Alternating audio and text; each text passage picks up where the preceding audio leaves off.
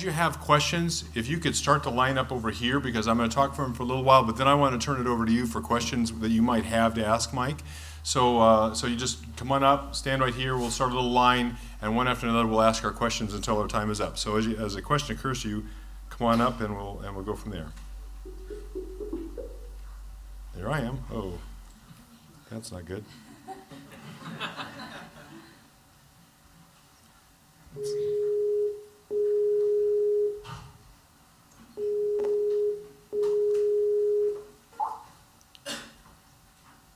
And there's Mike. Hey, let's give Mike a round of applause. We just saw your TED video, and well done, Michael. Great. Excellent stuff. Okay, let's see. We're having, did you just say something? Let's test your mic just a little bit.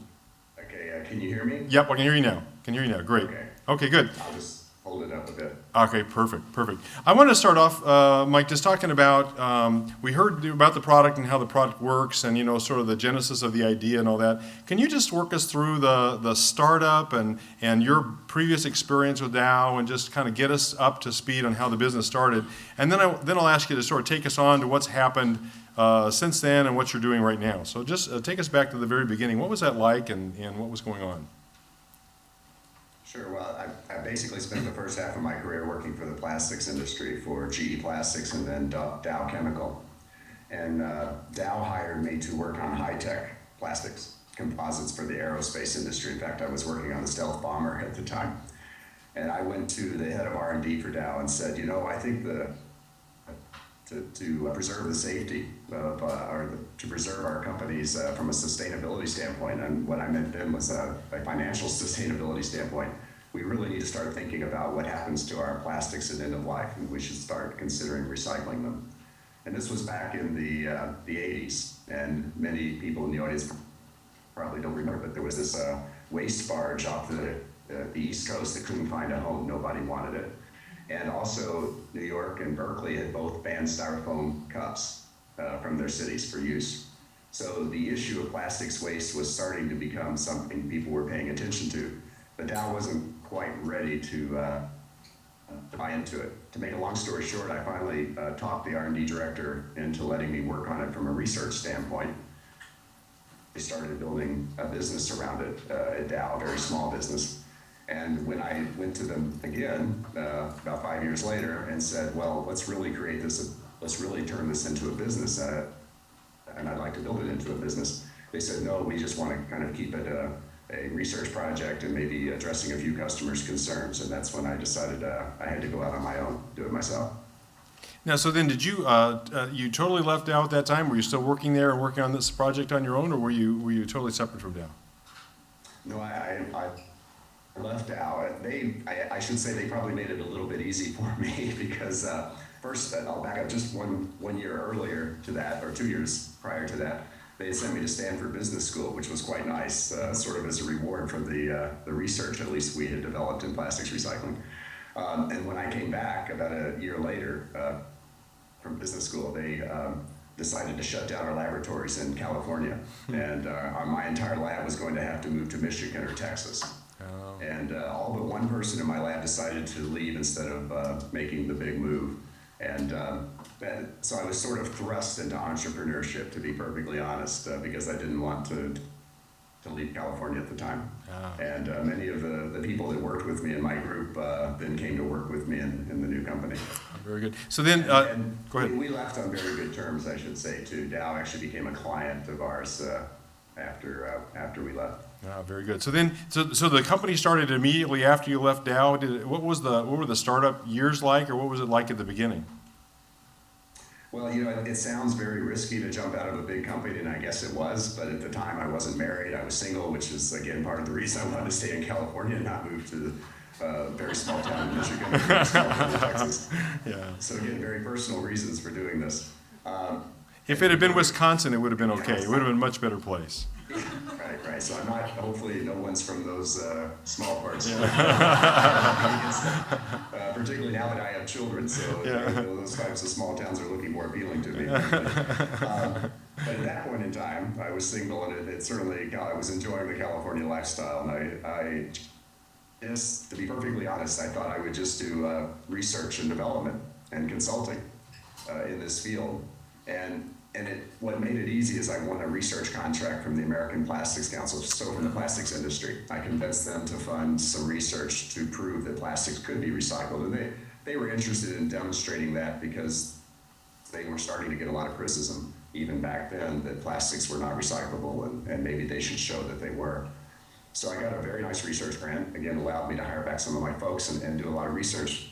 About a year and a half later, it turned out that we thought we really stumbled upon some good technology and figured out a way to recycle plastics that might make sense commercially. Decided to start expanding that, got more research contracts from the US government, from the automobile industry, from the electronics industry, and basically grew the business on the back of research projects and grants, and that maintained us basically for the first 6 years of the company. Wow. And then we decided we wanted to go commercial, so we started raising venture funding that, of course, that's taken us to where we are today. Okay, and a lot of this was, where was your lab? Where were you doing all your work on the plastics? Did you had a lab someplace, or? Yeah, well, my first lab was really in my garage, man, seriously. For almost the first 6 months to a year, I had equipment in my little garage in California. And my neighbors thought I was a mad scientist, I think. And then we quickly moved to Berkeley, California. And then we were there probably for 3 or 4 years, and then have moved to Richmond, California, just a little north of there. And that's where our headquarters and research center have been ever since. Okay. Talk a little bit about expanding then from there, from that start. So now you're in Richmond, you're getting some venture capital money. How much money did you get to start? And then just kind of where did you go from there? That's a good story, particularly for any budding entrepreneurs in the audience. We basically raised money every way you possibly can think of raising money. So I mentioned the research projects and the research grants. I spent half my time writing research proposals, and we were fortunate enough to win more than half of them. So that we were quite successful in that venture. I think we raised about $7 million just in research projects and grants, both from industry and from government. So that really obviously got us to get pretty far along without having to raise money from the outside. All along we had friends and some family members, not my family members, but my wife's family members at the time, saying that, if you ever take this company public, or if you ever want to take money into the company, we'd love to invest. So we tested that hypothesis in 1999, and we wanted to raise $500,000, and it turned out we raised about $1.5 million. That's how much interest there was. Wow. So friends and family round. And then a year later, we raised our first outside funding, and that was from angels. So that's the sort of the next step in sophistication of raising money, if you will. And again, we raised more money than we anticipated. I think we're the biggest or second biggest investment ever made by a band of angels, which is a large group of angel investors in Silicon Valley. And I think we're still, so they made this investment way back in the late 90s. And I think we're one of the few companies still alive from all of the investments made in that time period. Of course, they'll also tell you this has been a pretty long investment. I think a little bit longer than any of us expected. And then in the early 2000s, we started raising money from strategic investors, additional venture capital, and private equity. And so how many rounds of funding have you had? Well, that's a painful question, Larry. More than I'd like to talk about. Let's see. I guess we've had Series G. So what is that? A, B, C, D, E, F. Yeah, 6 or 7 rounds, I guess. Wow. So that's. I hope that's it. So, we think we're about at the stage. Obviously the market hasn't been friendly the last couple of years to public offerings. So we've been sort of biding our time, waiting for the right time for a liquidation event. But we may have to raise one more round before some type of liquidation event like a public offering, but I think we're about there. You're about there. Good deal. So now tell us where you have plants and what you're doing in terms of growing the company now. And then I think we might have some people who have questions for you after that. So if you have questions, okay. Come on up. So when we made the move from Berkeley to Richmond, the primary that was to build our first, I would say, small-scale commercial plant just to prove the economics. We'd already demonstrated that the basic technology worked, but we needed to demonstrate that the technology worked, which meant increasing the scale of operations. So our first small-scale commercial operations was in Richmond, and we still do some recycling, some commercial recycling there. Our first world-scale commercial plants, the first one was in China, and almost simultaneously, we built the one in Austria, which is where I've been this week. Just came from a few hours ago, as a matter of fact. And then just last year, we opened up our largest plant yet in the UK. And our first two world-scale plants, the one in China, Guangzhou, China, and the one here in sort of the center of Austria, focus on waste from electronics, electrical equipment, and appliances. And our plant in the UK focuses on waste from automobiles, but also processes waste from appliances and electronics. Wow. And you, how do you get the waste? How does that come to you? There's fortunately, and the reason all of our plants are either in Asia or Europe so far, and we're looking at building more in Asia and Europe, is because in those regions of the world, there is recycling legislation that requires that this equipment be recycled in a responsible manner. So what that means, if you have even a coffee maker or a vacuum cleaner or certainly a computer, and it reaches end of life, you can't just throw it away. And you also can't send it to a recycler that's going to export it, because it has components in it that, if not processed properly, can either hurt people and or the environment. So most forward-thinking countries, in fact every developed country except the United States, has electronics recycling legislation in place so that this stuff goes back to recyclers. And what that means is it goes back to a company that does a triage. They try to make it work so they can reuse it. If most of the stuff doesn't work, that's why it's reaching them. They'll do a parts harvesting. They'll try to take out parts that they can resell. And then after they've done that, they will shred it to small bits. And the same happens with your car, by the way. And recover the metals, the steel, aluminum, brass, copper, magnesium, and so forth. And what's left over is called shredder residue. It's a waste. It's a very complicated stream. If you saw the video, you got a little bit of a taste for what that looked like in that short video. And I just left mountains of that, literally mountains of that, millions and millions of pounds of it at our plant here in Austria. So when you recycle these, recycle the metals out of this equipment, the predominant material that's left over is plastics. And their waste becomes our feedstock. And in Europe, there's literally hundreds of such recyclers. In Asia, there's hundreds of such recyclers that are harvesting the metals from this equipment, and we basically harvest the plastics from their waste. But do you have strategic partnerships with automobile manufacturers and electronics companies to take their waste from them, or to collect it for them? Do they pay you money to do this collecting? Not from the manufacturers. So we do. It's a good question. So the manufacturers actually, by law in Europe, it's called producer responsibility legislation. So they're required to ensure that their products are recycled responsibly at end of life. So they work with the recyclers to make sure their equipment's recycled. We take the plastics back from those recyclers, and then we close the loop by selling our plastics right back to the largest computer electronics manufacturers in the world. The computer companies themselves don't do the recycling, so they don't really own the waste or the scrap. They contract with these metal recyclers to do that for them. Oh, I got it. Okay. I think we had a question from the audience here. We're going to bring somebody up here and put a different face on the screen. Thanks so much. All right? Okay. Here you go. And we're going to do this. Yeah. Okay. Sorry. Hi, Mike. Thank you so much for your time. My question is, I feel like you have developed this amazing technology.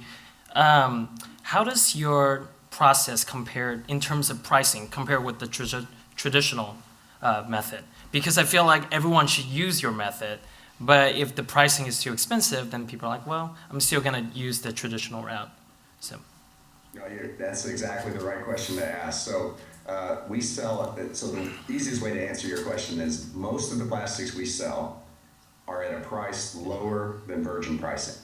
So that should, and our margins are more attractive than a virgin company. Virgin plastics companies typically have single-digit margins. That's a very mature industry. They are able, because of their scale, they're quite, well, I don't know about happy, but they're quite able to living off single-digit margins.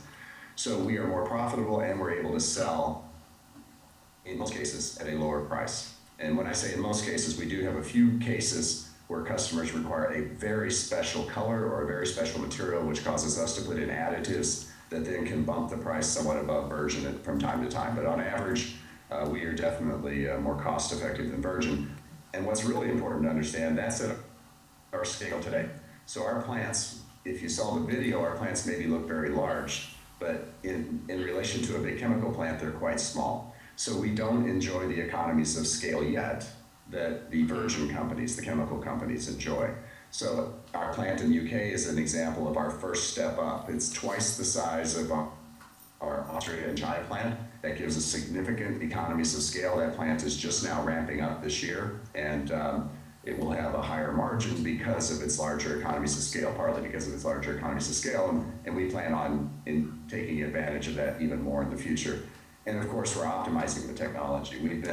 Our technology has only been developed over the last, really commercially developed over the last 10 years. So we have a long way to go to making it even more efficient. The traditional plastics companies have been at it for many decades. Great. Thanks so much. All right, Okay. thanks, Louis. Got another question for you, Mike. Okay. There you go. Thank you. Let's see here. All right, can you see me over here? Oh. I'm a little shorter. Hi, Mike. Brain Harlow. How are you doing? So, question. You could have gone a couple different directions in the recycling industry. So, I'm curious, how did you decide to go the plastic recycling route as opposed of scrap metal that you referenced in actually your TED Talk? Great. No, that's another good question. And I have an easy answer for that. It's I don't know if you're familiar. I guess there was a book called, I don't know if I'm going to get this exactly right, Blue Water. Yes. So basically, we want to fish in a pool where nobody else is fishing. So plastics are really the last material to be recycled in any significant amount on the face of the planet. Metals, even wood, paper, and glass have much higher recycle rates than plastic. So that was reason number one, frankly. Well, and I guess I work in the plastics industry, so it was a material I knew. But the real reason, the real driver, was no one else was doing it. Now, and the reason we focus on plastics from durable goods, from end-of-life computers, electronics, and automobiles is two reasons. One, again, nobody else was doing it because it's extremely difficult compared to recycling plastics from bottles. And secondly, the plastics have a higher value than packaging plastics. So it was quite, for commercial reasons, frankly. We want to, and we still aren't. It's hardly anyone else in our space yet. What we do is extremely difficult. And so far we have we enjoy not a monopoly situation, but certainly almost an exclusive situation, I guess I'd say. Great. Thank you. Okay, thank you. Got another one. Come on up. Other questions? People, come on up and ask your questions, Michael. This is a great opportunity to talk to Mike. Hey Mike, I'm Ryan. I just have a quick question. The factories you mentioned, the one in Guangzhou, Vienna, and Great Britain, they specialize in electronics and cars. Do you have a factory that's just solely for plastics, or are these three right now also do plastics, or how does that really work? Okay, that was probably a little confusing. So they only focus on plastics, but plastics from electronics and automobiles. So it's basically the leftovers after the metals have been recycled by other companies. But to maybe expand on your question and probably maybe what you were interested in, do we have plans to recycle plastics from other streams? And yes, indeed, we do. I mentioned that bottle recycling was quite easy, but really the only bottle recycling that happens in any significant amount today are the PET bottles. You're probably familiar with the 2-liter Coke bottles, the clear bottles. That material in California, I think the recycle rate, I'm not an expert on this, but I think the recycle rate's around 25 or 30%. So even though it's extraordinarily easy and we pay a deposit in California for this material, we still only capture 25 or 30% of it. But I wouldn't go after the PET bottles again because there's an infrastructure that's doing that. There is a lot of plastic from household waste that's not collected. So the other bottles, your shampoo containers, your margarine tubs, your yogurt containers, your crates, your plastic toys out of your house and so forth, those actually today get accumulated in what are known as MRFs, material recycling facilities. And we are starting to look at going after that plastic again, because no one else is going after it, and there's literally tens of billions of pounds of that plastic generated every year. Okay, that's exactly what I wanted to know. All right, thank you. Okay, all right. Got another one. Go Good height. Hi there, Mike. Carolyn Adamich. My husband's a dentist, and Okay. he was, yeah, how's this, makes sense. But anyway, he is in a process of recycling records, because after they're quite old, you can do that. Well, he's gotten the records part figured out, except for dental x-ray film. And he was explaining to me, well, you know, that's plastic. And I said, well, big deal, recycle it, it's plastic. Put it in the recycle bin. And he goes, no, it's got silver on it. And Right. so, Tell him to send it to us, I'd be quite happy. I don't, so, yeah, my question is kind of, you know, personal, in that, is there something local in Southern California? How, he's gonna ask, there's a big recycling event going on with the Dental Society in Southern California this weekend, but again, there's this issue of the x-ray film. Is there some place local he could do that, or other dentists could do that, or do you have any expertise in that? I'm sure you have expertise, but just any know-how there. Well, I have to say, I don't have a lot of expertise in it, but I'm very familiar with both the challenge and the opportunity. There used to be companies to recycle x-ray film, because there used to be quite a bit of x-ray film and x-ray film scrap and so forth. Now, I'm probably the only source of x-ray film these days, because everything's digital, Right. is someone cleaning out their office like your husband. My wife's a veterinary surgeon. I should probably ask her the same question. Oh, What does she okay. do with all her old records? I Right, don't the know. old records. But the short answer, there is a way to recycle it. The silver, you're absolutely right. The silver has value, as does the film, which is PET. So it's actually not that complicated, because it's really two valuable materials. Silver, of course, is quite valuable. Sure. And then the PET film also has value. The issue is that usually, in my understanding, again, because we don't have direct experience at this, our recycling process, by the way, is a mechanical recycling process, purely mechanical, no chemicals involved, except for water, if you want to call water a chemical. The PET, getting silver off PET film is normally done with a chemical process, so that's the drawback. So if you don't have a lot of it, it's hard to invest in a chemical recycling process unless you have a large source of material. Got it. So I think that there may be companies still doing it today. Okay. I know there were companies that used to do it, but I don't know. I could try to check for you. But you've actually intrigued me now that you reminded me that There's some those silver. records probably do still exist. Okay, thank you so much. Maybe I'll send you an All email. right. Okay, Thank you. please.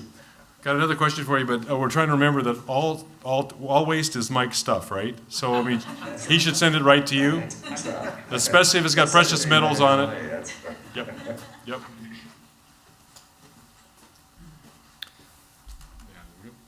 Hey Mike, how you doing? All right, good.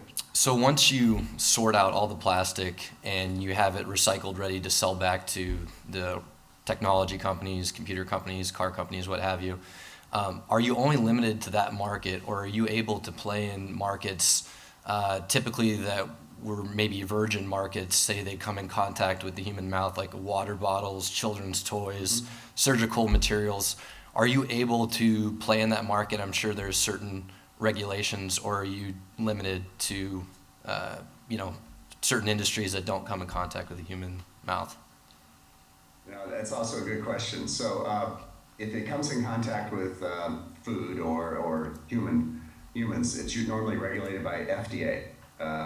What's that? Food and Drug Administration, I guess. Mm-hmm. And it is difficult but not impossible to get plastics certified for FDA uses.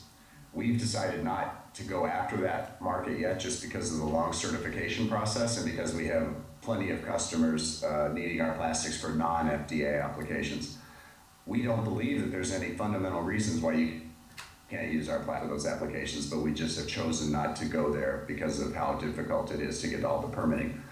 To even sell to a computer company, an electronics company, the level of certifications we have to go through are significant. There's something called REACH, which is a hazardous material standard in Europe that's now being applied worldwide. There's also something called ROS, which is the restriction on hazardous substances that's now applied worldwide. It's a European-generated standard.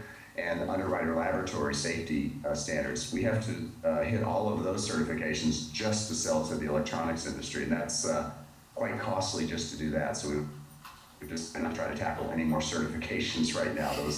Those are costly and difficult enough for now. All right, thank you. Got one more question, Mike.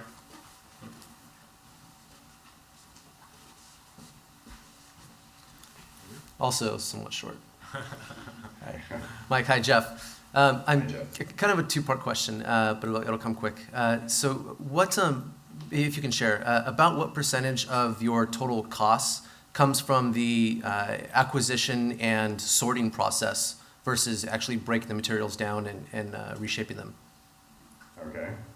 Well, first, our acquisition cost varies substantially based on the quality of the material. So in some cases, we actually get paid to take it if it has a high amount of waste that we're going to then have to dispose of, if the amount of the material that we can actually capture from the stream is low. In other cases, we pay for it. But to answer on a global average, the acquisition costs, they represent anywhere, and it's different from plant to plant actually, anywhere from probably 10 to 20% of our total costs, maybe even 25% of our total costs, if you include the transportation costs, for example, to China, and all the import duties and VATs we have to pay to get the material into China, the scrap material. In fact, maybe even a little bit higher if you include all those costs. As far as you mentioned the sorting and breaking down, we don't really break down the materials chemically. We do sorting, and we do sorting at the particulate level. If you sort of remember the end of the video when the particles were really small, Right. we get particles down about the size of your small fingernail, about 6 millimeters or so, and that's where we do the separations. And we don't chemically break down the plastics. We simply grind them to small pieces so that every individual particle in the stream is an individual material type. So then when we separate them, we have individual streams of individual types of materials. So I guess that was, You might imagine that's also a quite costly part of the process. That makes up the majority of the rest of the cost. One of the benefits, I think it was in the TED video, I'm trying to remember, is our energy costs are much lower than a chemical plant. So our energy costs are only between 10 and 20% of making the same plastics with a chemical process. okay, so the second part of my question is, so if, do you see some eventual stream of acquisition that allows people to sort themselves and send to you, or is that competitive to you and in effect kind of crushes your business plan? That's a very reasonable question. It was asked at our plant tours today. We had a big plant tour from an electronics recycling congress out of Salzburg. I'm trying to figure out the easiest way to explain it, because intuitively you would think it would be better if any recycler like ourselves would get pure streams of material, this type of plastic and this type of plastic and this type of plastic. But in the real world, first, they don't appear that way. So if you actually asked each person or every recycler to hand sort the different plastics, or to even sort them using any technology, it would be very difficult. It would be very hard to do logistically.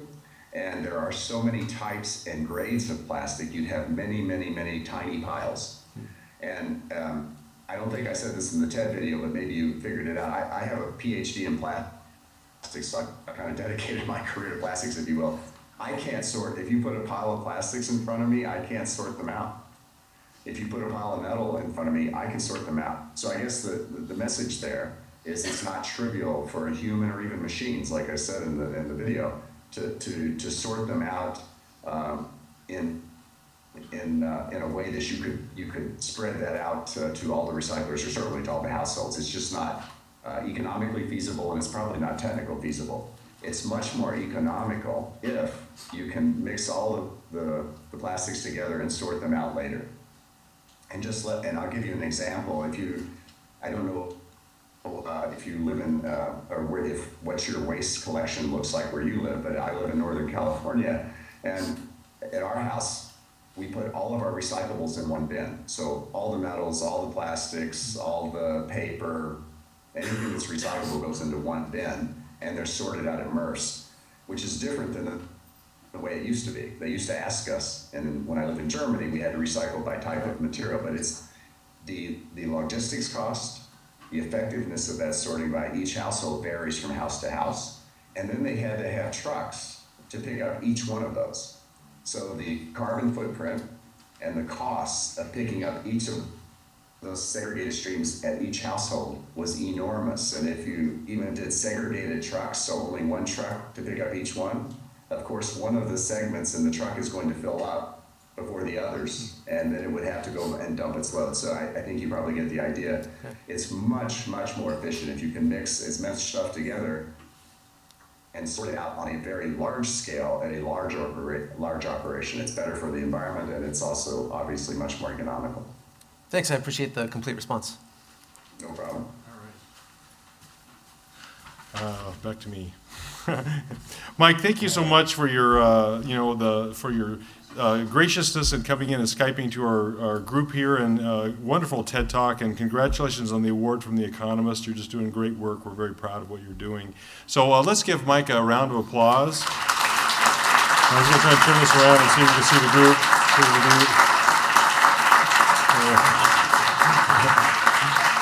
There you go. Thank you, Mike. We really appreciate that. Have a good rest of the day there in Austria, and thank you for coming. We'll have to have you on campus in person one of these days. I'd love to do that, and for all of you budding entrepreneurs out there, I just hope it doesn't take you 20 years to get like it did me. So good luck. All right, thanks, Mike. Thanks. Give him another round of applause. Thank you so much, Mike.